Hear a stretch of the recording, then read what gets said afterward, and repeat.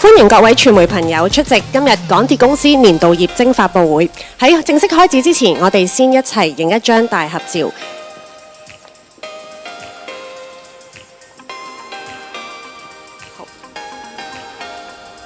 好，我哋有請咁多位先望一望我哋左手面嘅鏡頭。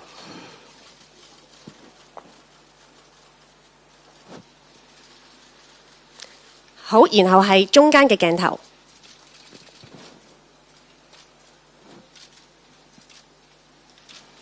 跟住係右手面嘅鏡頭。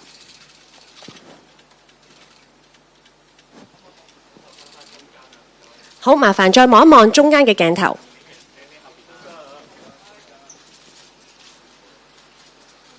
好，如果麻煩咁多位攝影師影好嘅話呢，麻煩可唔可以耷低少少？咁我哋讓後面嘅攝影師都可以影一影嘅，唔該晒。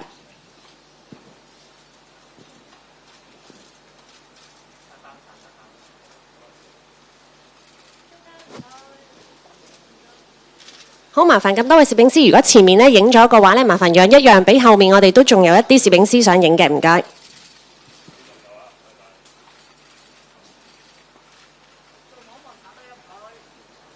好，我哋望一望下面嘅鏡頭。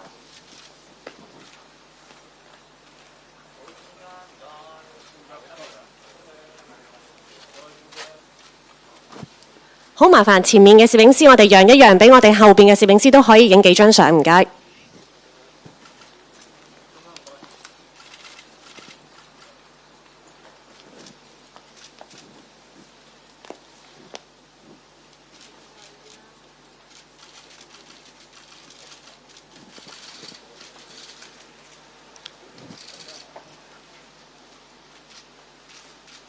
好，或者我哋差唔多啦。哦，好啊，咁後邊我哋再望一望後邊嘅鏡頭，唔該咁多位。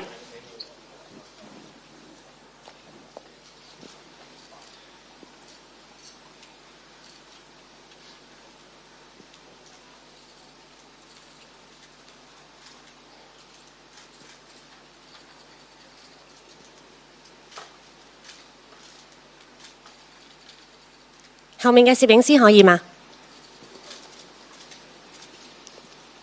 好，咁我諗都差唔多啦。好，唔該晒咁多位。好，我哋或者最後一張係右手面嘅鏡頭，唔該。好，唔該晒。好，唔該晒咁多位，有請行政總裁以及咁多位總監就座。Please be seated。我哋將時間交俾企業事務及品牌總監蔡兆綿小姐。各位傳媒朋友，大家好。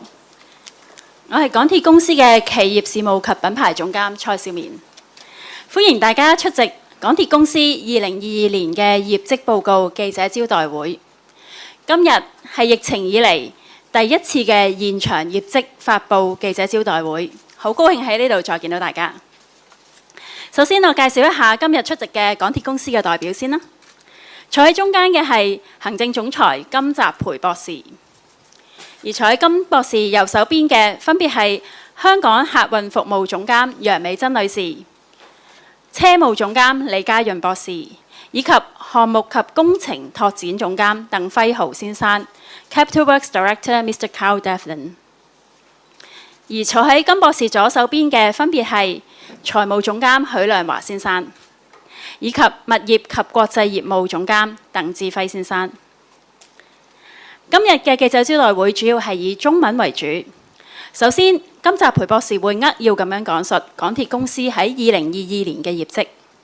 之後，許亮華先生會作一個財務嘅簡介。跟住，金澤培博士會同大家分享公司嘅未來發展。最後，我哋會回答大家嘅問題。而家，我先將時間交俾金博士。唔該。Thank you。各位傳媒朋友，大家好。歡迎各位出席港鐵公司2022年嘅業績發佈會。隨住防疫嘅措施逐步放寬，我哋終於可以好似以往嘅業績發佈會一樣，面對面同各位見面，向大家報告業績。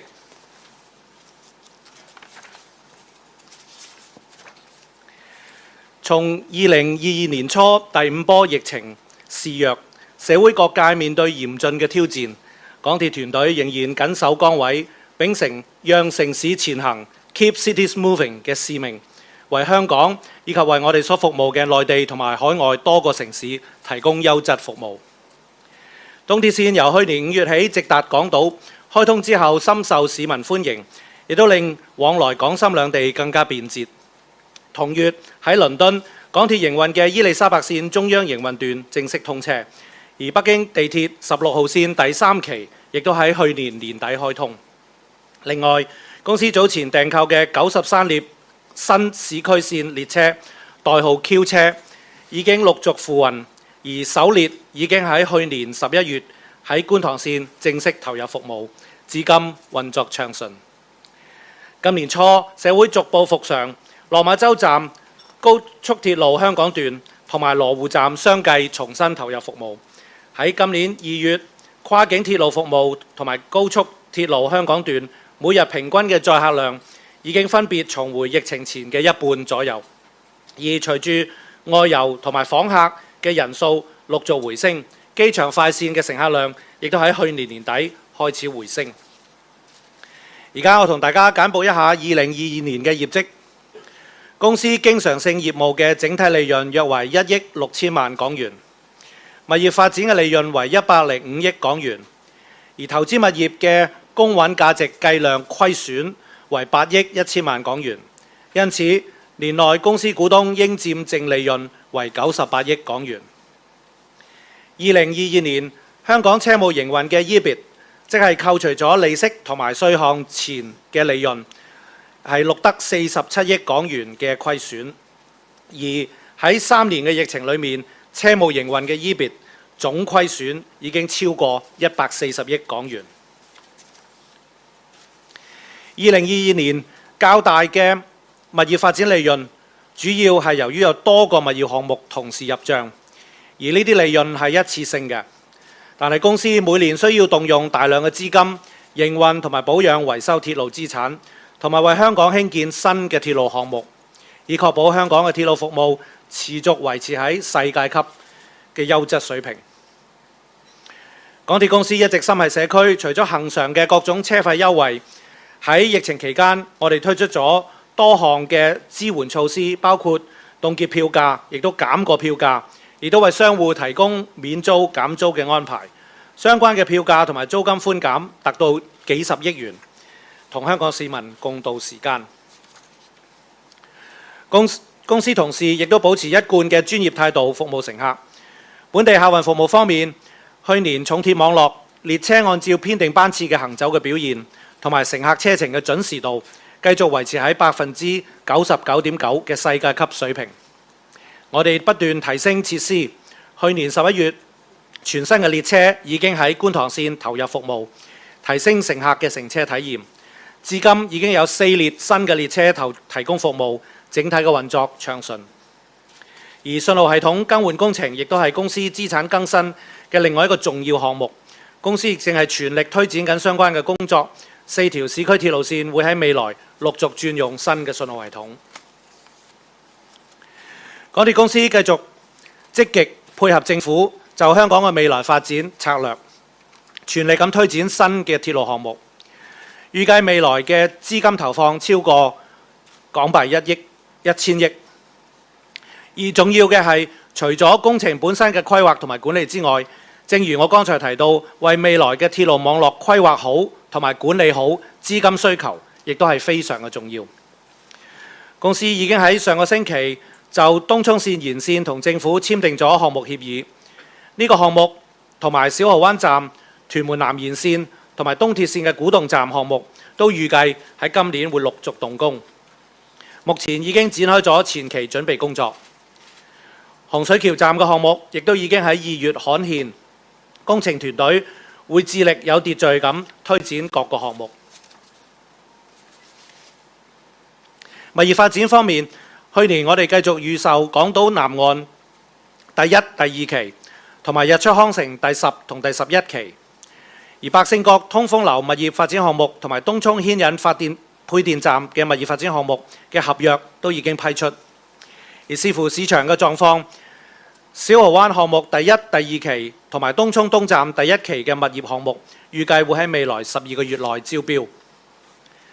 公司多年來透過鐵路加物業綜合發展模式，除咗興建鐵路，亦都支持咗香港建設咗多個新嘅社區，同埋為舊區注入新嘅活力。鐵路建設需要龐大嘅資金同埋長遠嘅投資，同時涉及鐵路營運、維修同埋資產更新嘅開支。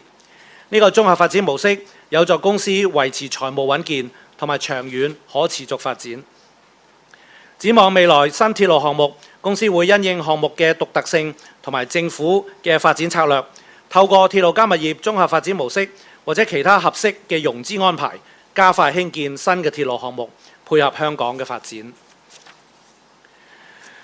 港鐵公司一直以客為本，致力建立一個安全同埋無障礙嘅乘車環境，亦都積極利用科技推動關愛共融同埋智慧出行。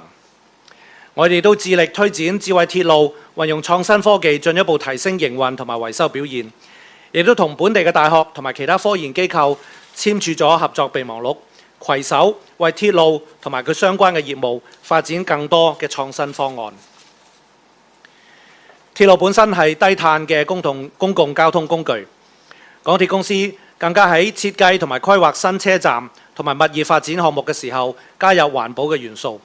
我哋已經向科學基礎目標倡議組織 SBTi 提交咗香港鐵路同埋物業業務喺2030年嘅科學基礎減碳目標，並且致力喺2050年達至碳中和。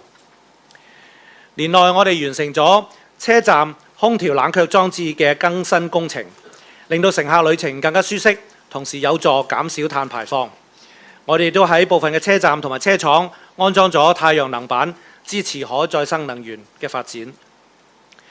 另外，我哋喺港鐵商場推出咗全新嘅零售品牌 Louder， 為本地嘅年輕創業家提供全方位嘅零售平台，推動創意產業嘅發展，亦都為社區創造咗更多嘅機遇。我哋都制定咗環境、社會同埋管治嘅投資框架，從而衡量、評審同埋監察相關嘅投資項目，協助公司將財務嘅資源有效咁樣分配喺適當嘅措施。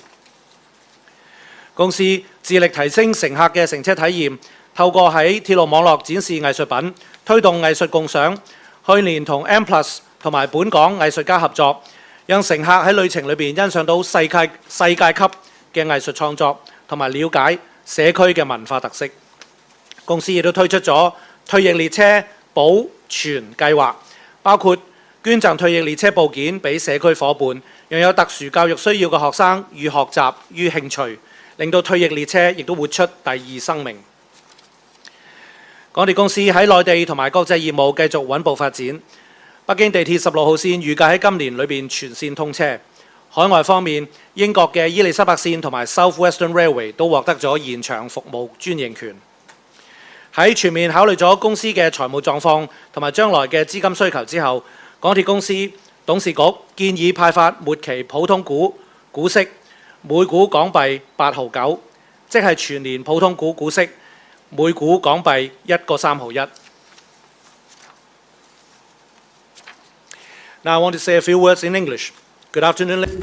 而家想用中文發言，各位傳媒朋友，大家好。從2022年初第5波疫情肆虐，港鐵嘅團隊仍然緊守崗位，讓城市前行。東鐵線喺舊年5月起直達港島，令到來往港深兩地更加便捷。同一個月喺倫敦港鐵經營嘅伊利沙伯線中央營運段正式通車。而北京地鐵16號線第3期喺去年年底開通。另外，首列 of the 93 new Q trains was put into service on the Gunton line last November. Stepping into 2023, the city is gradually returning to normal. The cross-boundary services of Lok Ma Chau Station, the high-speed rail Hong Kong section, and Lo Wu Station have been resumed. The patronage of the Airport Express have also been gradually rebounding since the end of last year. Now I'll talk about our performance last year. In 2022, our recurrent business profit was around 160 million Hong Kong dollars.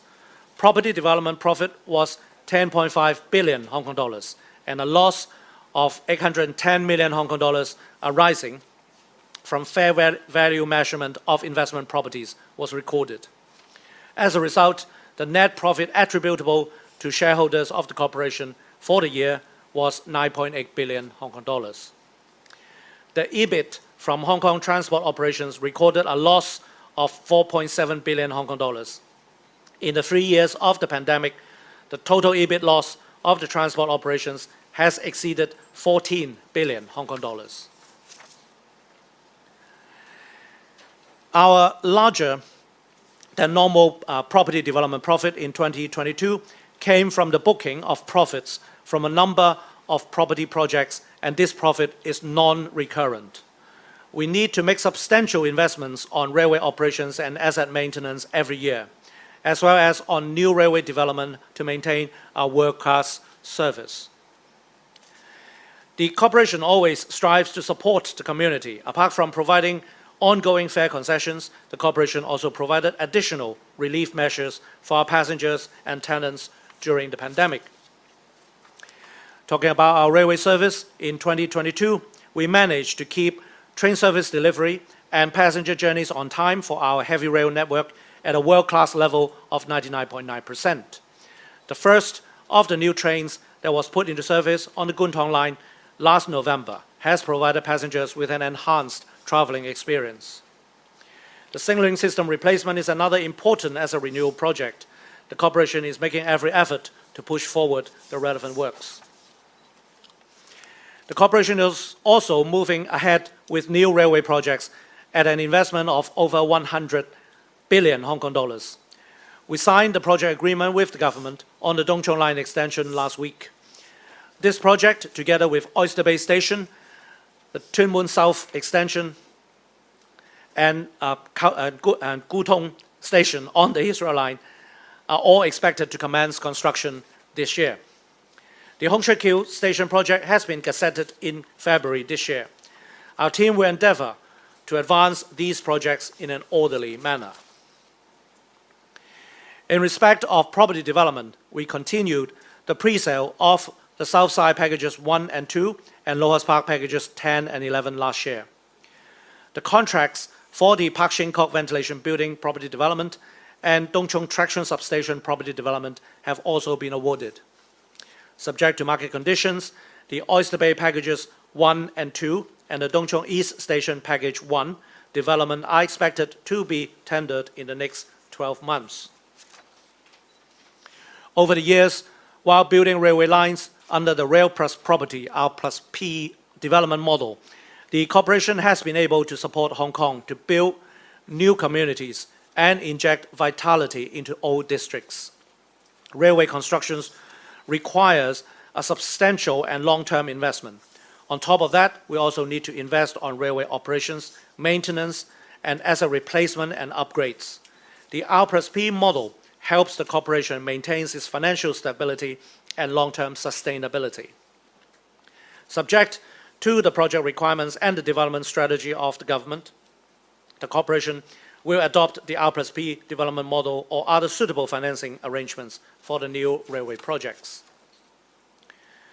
With a commitment to creating a safe, accessible, and customer-centric traveling environment, we have applied technology in our businesses to promote social inclusion and smart mobility. We have also signed MOUs with local universities and other institutions to develop more innovative solutions for railway and related businesses. Railway transport is a low-carbon mode of transport. Moreover, the corporation has incorporated green features in the design and planning of future stations and property development projects.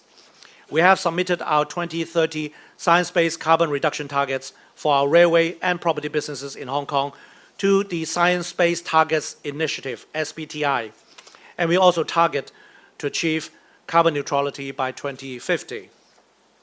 During the year, we completed the chiller replacement program at stations, making passengers' journeys more comfortable and reducing carbon emissions. We installed solar panels at some stations and depots to support the development of renewable energy. We also launched a new retail program, Louder, at our malls to offer young entrepreneurs an integrated online to offline retail platform, and thereby to create more opportunities for the community. We have developed an environmental, social, and governance (ESG) investment framework to help the corporation effectively allocate financial resources to appropriate initiatives. The corporation strives to enhance passengers' traveling experience by incorporating artworks into our network to promote public art appreciation. In addition, the corporation has launched the Legacy Train Revitalization Program to give retired trains a second life and foster social inclusion through collaborations with schools and NGOs. Our mainland China and international business have achieved steady development. The full line of Beijing Metro Line 16 is expected to open this year. Our operating contracts of the Elizabeth Line and South Western Railway in the UK have been extended.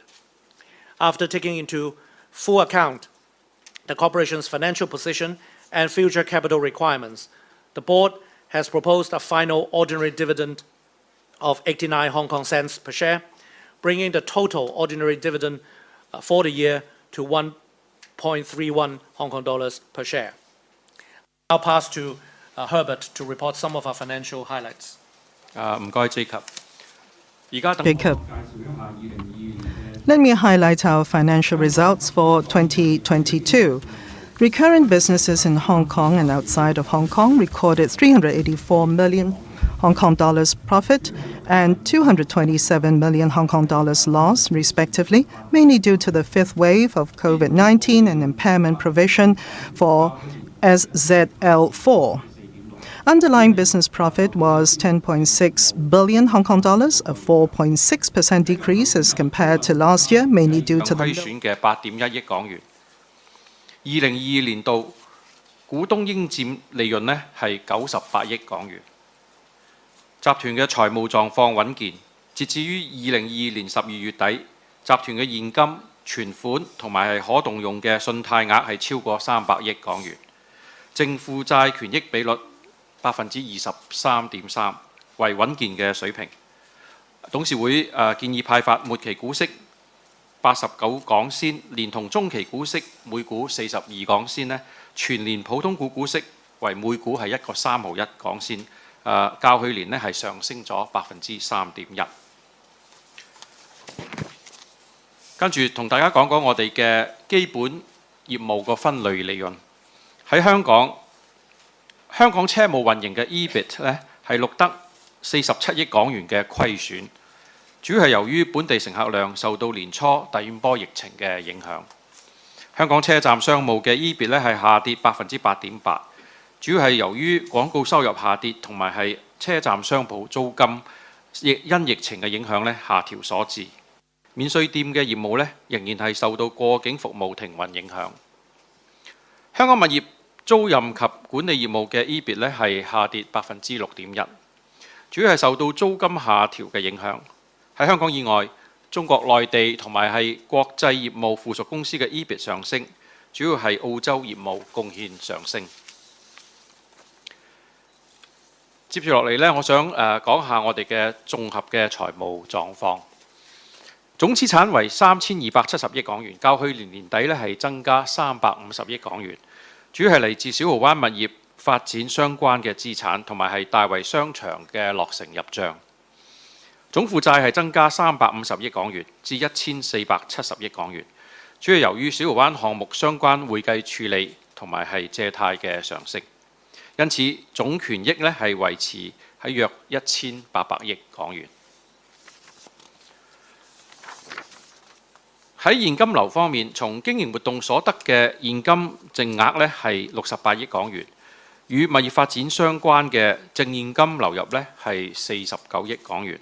扣除資本性開支同埋其他支出外，融資前現金流入嘅淨額呢係5億港元。計及派息、淨貸款同埋係其他呢，現金呢係減少48億港元。跟住喺財務嘅同埋一啲借貸嘅比率，集團總借貸呢係上升咗41億港元，去到係478億港元。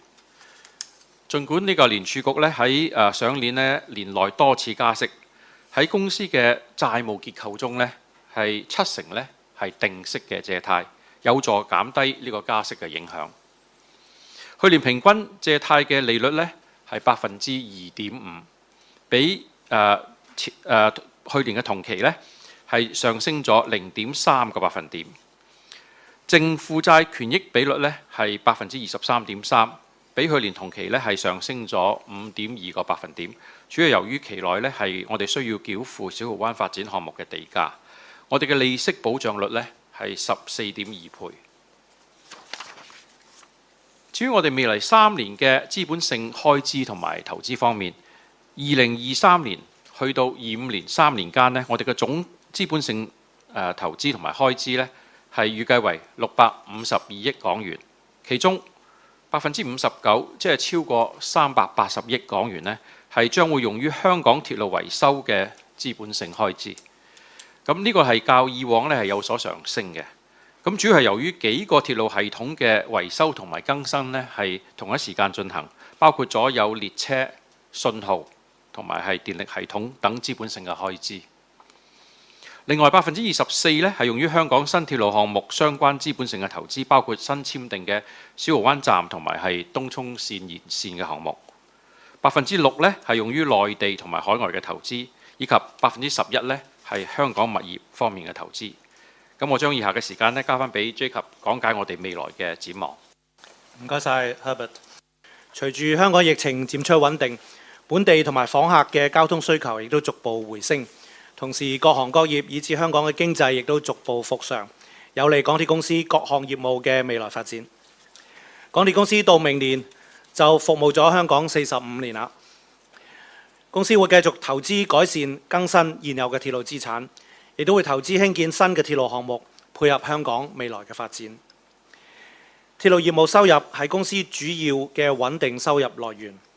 過去3年嘅疫情，票務收入大幅下跌，而我哋目前正就票價調整機制進行檢討。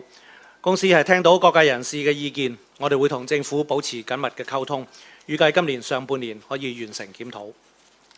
我哋喺未來3年現有鐵路資產嘅更新，需要每年平均投放超過100億港元嘅資本性開支，而每年經常性嘅維修亦都超過50億港元。而未來10年左右，公司會投資超過1000億港元推動鐵路發展策略2014裏面嘅新鐵路項目同埋小蠔灣項目。東涌線延線、東鐵線古洞站、小蠔灣站同埋屯門南延線嘅項目都預計喺今年動工。公司亦都會配合政府有關北部都會區發展策略，以及2022年施政報告入邊3條嘅策略性鐵路，進一步擴展鐵路網絡，推動城市可持續發展。本地物業發展方面，我哋喺大圍站上蓋嘅 The Y 維坊同埋黃竹坑站上蓋嘅 The South Side 兩個新商場，預計會喺今年開業。而小蠔灣項目將會提供約2萬個公私營單位，項目會加入環保、減碳同埋智慧城市嘅概念，發展成為低碳社區。視乎市場嘅情況，喺未來12個月左右，我哋預期會為小蠔灣項目第1期同埋第2期，以及東涌東站第1期嘅發展項目進行招標。而視乎施工同埋售樓嘅進度，我哋預期會為日出康城第11期、港島南岸第4期以及何文田站第2期嘅項目嘅物業發展利潤初步入帳。我哋會繼續探索喺中國內地，包括粵港澳大灣區以及海外嘅鐵路同埋物業發展機會。最後，我衷心感謝各個業務團隊過去3年面對住嚴峻嘅疫情，仍然堅守崗位，竭誠為市民服務。展望將來，港鐵繼續以客為本，實踐讓城市前行嘅使命，同大家一齊再向未來。多謝大家。好，唔該晒金博士。而家我哋進入問答嘅環節。傳媒朋友如果想作出提問呢，請你哋舉手示意。發問嘅時候呢，都麻煩你哋講出你嘅姓名啦，同埋你所代表嘅傳媒機構嘅名稱。咁睇下而家各位有問題。好，後邊中間白色衫嗰位小姐。你好，係 Now TV 嘅，想問下管理層啦，內地同香港通關啦，受惠人流增加，預計今年嘅表現，例如商務租金嘅收入會係點呢？同埋乘客量嘅全年收入增幅又係點呢？幾時會翻返去疫情前嘅水平呢？另外仲有小蠔灣項目啦，之後會唔會調低定價再推呢？另外今年會再係啦，會唔會再調低定價再推呢？唔該。OK。唔該，金博士。好 ，thank you。多謝你嘅提問。我哋自從年初開始通關以來呢，我哋睇到個客流呢係逐步咁樣改善緊。咁我哋講翻本地嘅客流呢，我哋已經去翻疫情前90%幾啦。咁而過境嘅客流啊，包括咗羅湖、落馬洲同埋高鐵嘅客流，再加埋機場鐵路、機場快線嘅客流呢，都去到2月底已經去翻疫情前大概50%左右，咁亦都咧係慢慢咁增加緊。基本個勢頭咧都幾好嘅。或者我請我哋香港客務總監楊小姐，楊小姐咧係負責我哋所有香港客務客運業務嘅主管，咁佢可能講一講喺商務或者通關方面啲情況。好，多謝記者嘅提問。咁正如金總裁講咧，咁喺開關之後，其實我哋都睇到咧過境嘅服務，即係幾個口岸，包括羅湖、落馬洲同埋高鐵咧，嗰個需求都一路慢慢咁上升緊嘅。咁我哋都睇到即係喺2月底啦，大概係50%啦。咁我哋相信咧都會繼續持續上升啊。咁喺3月我哋都睇到係繼續升緊。咁我哋相信咧，對於即係因為人流嘅上升咧，係對於喺即係站裏邊嘅商務啊，包括係廣告嘅收入啊，或者係一啲商店商鋪嘅業務咧，我哋都睇到咧係開始慢慢好翻嚇即係比起疫情嘅時候咧，前嘅時候咧，即係慢慢上升緊嘅。咁我哋都樂觀睇到嗰個業務咧，都應該係會慢慢咁好轉嘅嚇。或者你睇翻如果係高鐵嘅話咧，我哋喺跟住禮拜6就會開通廣東大部分嘅站點，而去到4月1號咧，亦都係全部嘅高鐵線路咧都會復常。咁所以咧，我哋睇到希望個勢頭咧係會可以繼續。咁至於小蠔灣方面，或者我請鄧總監可以講一講。多謝記者嘅提問。咁小蠔灣個項目咧，依家我哋都喺度進行緊一啲研究工作啦。咁就都密切觀察緊市場同埋大市場嘅環境啦。咁我哋都評估緊招標嗰方面，我哋個安排會係點？現在我哋計劃咧都會喺年內會再度招標。後邊白色衫嗰位小姐。你好，商台㗎，想問下咧，舊年港鐵因為延誤罰錢，總共罰咗幾多錢啦？同埋打算會點樣回饋乘客呢？同埋頭先有提到話檢討緊票價機制啦。咁對於有議員提出話希望調整可加可減機制，做到賺得越多就加得越少，點樣睇呢個建議呢？唔該。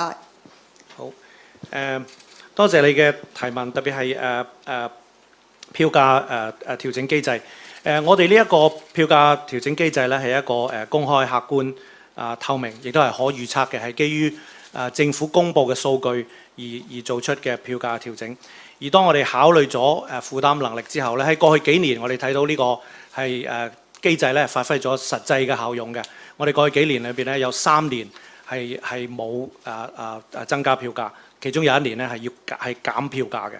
咁所以係有實際嘅效果。同樣咧，我哋睇翻喺呢幾年疫情裏邊咧，有好多其他城市嘅鐵路咧。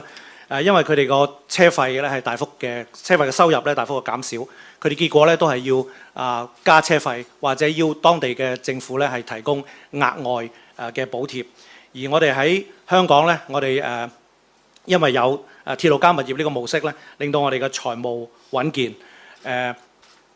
就算我哋嘅鐵路營運咧係有140億嘅虧損，我哋仍然能夠繼續我哋恆常每年20幾億嘅恆常嘅車務嘅優惠，而喺疫情車費嘅優惠，而喺疫情入邊咧，我哋亦都係提供咗特別嘅優惠俾我哋嘅乘客同埋我哋嘅商戶嘅。咁而我哋呢個5年一次嘅機制嘅檢討咧，係會繼續，我哋同政府保持係密切嘅溝通，希望喺年中之前完成嘅。好，睇睇記者朋友 Kenneth。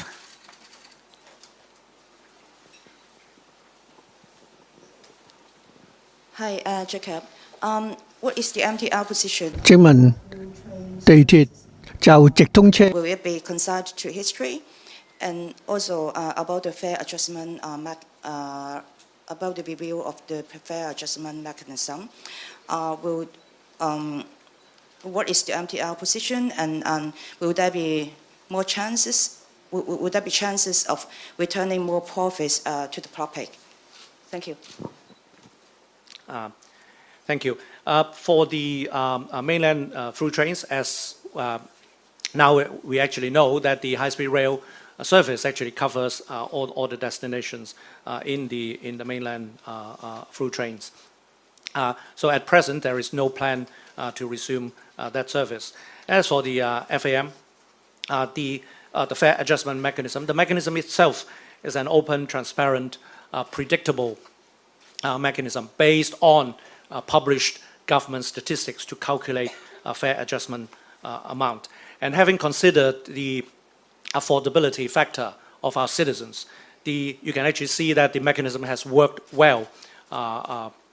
For example, in the last few years, there were 3 years that we did not have any fare increase, and in fact, in 1 year, we had a fare reduction as a result of the mechanism. And when we look at, in the years of the pandemic, when we look at the other railways in other cities, because of the significant loss in fare revenue, they ended up either raising their fare, or they have to get additional subsidies, large amount of subsidies from the local governments. And for us, because of the rail property model, despite the 14 billion Hong Kong dollars loss in our railway operations, we still have a stable financial position. In addition, we are able to maintain our 2-point-something billion dollars every year's fare concession. And in addition, we have provided special relief measures during the pandemic. And we are now still reviewing the FAM with government. We are hoping to complete the review by the middle of the year. Thank you, Dr. Kam. 下一位Next. 你好，我係明報嘅， I'm 就想 from 請教翻 Mingpao 咧，就係關於即係今年計劃推出嗰個嘅新嘅項目嗰度啊，即係地產嗰邊咧，咁嗰度其實涉及總共嘅單位數目咧係有幾多啦？咁同埋都想了解下咧，譬如喺呢個週期咧，喺嗰個租金業即係譬如收租嗰部分。咁今年譬如嗰個租金或者租務嗰度咧，會唔會見到咧開始個市道復甦啦？都喺嗰個租務嗰度有一個調整咧。咁呢個係地產啦。咁第二樣嘢都想請教下關於嗰個一啲投資物業入帳嗰度嘅。咁就因為我留意到喺嗰個新聞稿第5點嗰度咧，就嗰個初始確認嗰個物業發展嗰個投資物業嗰個公允值嗰個計法咧，因為以前呢個咧就好似入落去基本利潤嗰度嘅，咁但係就我見到近呢1、2次咧就好似係喺第5點嗰度畫翻出嚟，咁就呢個其實如果係咁嘅安排底下咧，會唔會影響咗計算嗰個基本利潤嗰個嘅數據咧？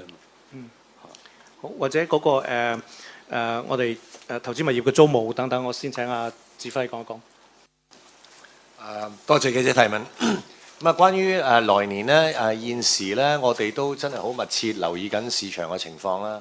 咁啊，但係現在我哋嘅計劃咧，未來嘅12個月左右，我哋會為小蠔灣嘅第1、第2期同埋東涌東站嘅第1期物業發展項目咧係進行招標。咁啊，總共加埋咧會有大概4500多個單位。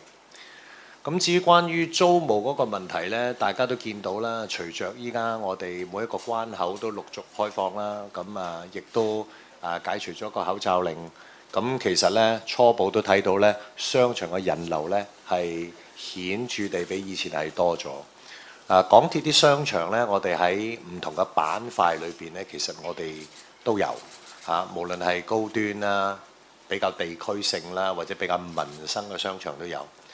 咁啊，現時都好難去預測究竟喺新嘅環境底下，同埋旅遊業嘅復甦會係點樣。但係都本人覺得都係審慎樂觀現時見到我哋啲租戶呢，好大部分好多呢生意都有好大嘅起色。咁商場嘅出租率呢，大家都睇得到，我哋個匯報呢都達到100%嘅，可能成個組合裏邊都係有1-2個鋪頭未租出嘅啫。咁所以都係樂觀。唔該晒。至於物業方面呢，因為嗰個係冇現金流嘅。不過我想請阿梁華再講一講。好啊，唔該總裁。呢個係其實我諗你提嗰啲係商場啦，主要係大圍啦。咁喺今年呢，我哋會有呢個喺黃竹坑個商場啦嚇。個商場個投資物業入帳嗰個我哋咧係入咗去呢個係投資物業公允價值入邊計算嘅。咁呢個咧係完全係根據會計準則咧係去進行嘅。好，唔該晒幾位。咁下一題或者最角落黑色衫嗰位女士啊，唔該。Some questions from RTHK. So 香港電台一啲問題嘅，你頭先講到呢已經係 forecast for the coming year, like when do you expect it to return to pre-pandemic levels? And also with the recovery from the pandemic, how is the border reopening helping MTR patronage and also other revenues? And also a last question, like there are quite a few incidents, like the MTR incidents last year. So do you think the incidents play a part, like do they contributed to a loss in the fare revenue as well? Thank you. Dr. Kam, please. Yeah, thank you. For the patronage, as I reported earlier, the domestic patronage, the local traffic, I believe has been benefited by the opening of the boundary, and the domestic traffic has returned to over 90% of the pre-pandemic level. And for the cross-boundary, including Lower Lok Ma Chau and high-speed rail and the Airport Express line, have returned to around 50% of the pre-pandemic level. And the overall trend is encouraging. It is still rising, but of course, we hope this trend will continue. In terms of the way that we maintain our railway assets, we pay a lot of attention in the maintenance of our asset, keeping the railway at its top performance. For example, we every year in our regular maintenance, in our recurrent maintenance costs, we spend more than 5 billion Hong Kong dollars every year on the regular maintenance. And in the next few years, we will be adding over 10 billion Hong Kong dollars every year of capital investment in improving, replacing and upgrading our assets. We will continue to improve our performance. Thank you, Dr. Kam. Next question. 後邊白色衫外套嗰位女士。The lady in 是新华社香港分社的记者，然后想问一下杨美珍女士，就是前段时间您接受媒体采访的时候有提到过八达通全国通卡的这么一个计划，可能会在下一季度推出。那么这个实体卡可以畅行内地320个320个市。那么据我所知的话，内地很多省市都没有打通他们的一个公共交通的这个支付统一的一个支付方式。那么我想问一下，这个八达通的这个计划的话，目前是怎样的一个状况？然后想了解更多这方面的一个信息，谢谢。在美珍答复之前，我先说一下，自从今年1月份美珍变成这个八达通公司的非执行主席以来，我们投入更多的资源。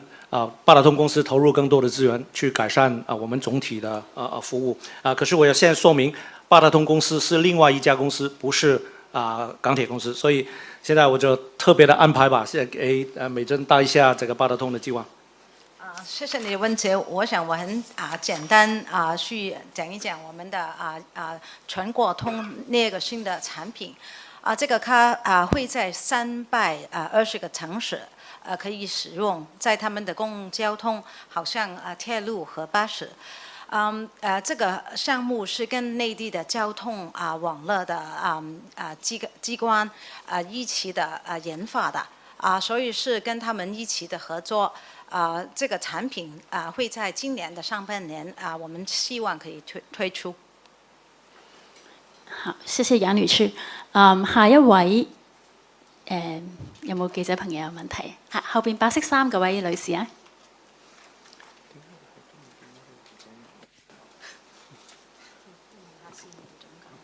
Hi, from information. So the management mentioned that. 嗱，頭先管理層咧就話將會喺香港以外揾一啲商業嘅機會，咁係啲乜嘢嘅國家咧？你哋會係研究咧 in Europe, there was some people saying that MTI is considering the sale of its Swedish train business. So how do you see the possibility of asset sales outside Hong Kong? Thank you. Right. We have been operating in Australia and Europe, including Sweden and UK, for many years now, and we have some very successful businesses, including the latest, the Elizabeth line in UK, which is very welcomed by our users, by our customers in London. We will continue to look at possible expansion possibilities in the existing countries that we have a presence, but we'll also be open to other business development opportunities. 好，咁或者我哋最後一位問題啊，最後一條問題。先生，唔該。你好啊，有線嘅。首先想問翻高鐵星期六會復運潮汕嘅班次啦，但係去汕頭嘅班次要延誤1日啦。想問當初同內地協調嘅嗰陣啦，係咪已經知道要遲1日嘅咧？點解唔揀個第二個日子一齊復運而係分開咧？4月嘅時候可唔可以如期全面恢復嗰個長途服務咧？另外就係就住舊年年底嘅2單列車出軌嘅事故啦，政府同埋港鐵都成立咗嗰個小組去檢討資產管理啦，同埋維修維修保養制度，想問而家嗰個檢討進度係點呢？有冇一啲初步發現到嘅問題同埋應該改善嘅地方呢？唔該。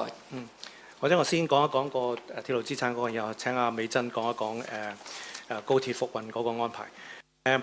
喺我哋嘅鐵路嘅營運同埋保養呢，我哋係非常咁樣重視我哋嘅鐵路資產嘅維修同埋我哋投資更新。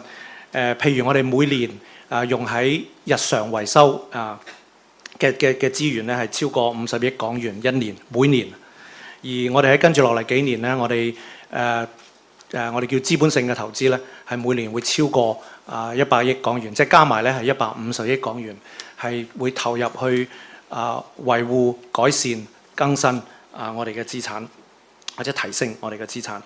咁亦都因為我哋嘅投入同埋我哋嘅工作咧，譬如講翻我哋舊年行咗250萬班車包括埋輕鐵、重鐵，行咗250萬班車，絕大部分嘅車程咧都係暢順嘅。咁但係雖然係咁，我哋仍然希望咧係精益求精，所以我哋係全力咁參與咗呢個資產管理嘅檢視，我哋係希望做得更好。而家嘅計劃咧，我哋喺6個月之內咧會完成呢個資產管理嘅檢視嘅。咁喺高鐵方面呢，我哋都係目標希望喺4月1號能夠恢復即係所有長途嘅班次。咁而家都喺度做緊最後積極嘅準備啦。咁另外就係講翻剛才講到即係3月11號嗰個即係列車嗰個即係汕頭嗰班車咧，其實都係一啲正常嘅車務嘅調度啦。咁係喺即係一個網絡咁大裏邊咧，有時有啲臨時或者係即係一個比較喺可能行車前嘅一啲調度咧，都係會有時不時咧都有咁嘅機會會出現㗎嚇。好，唔該。咁今日嘅業績報告記者招待會咧，時間已經差唔多啦。好多謝大家今日出席，拜拜。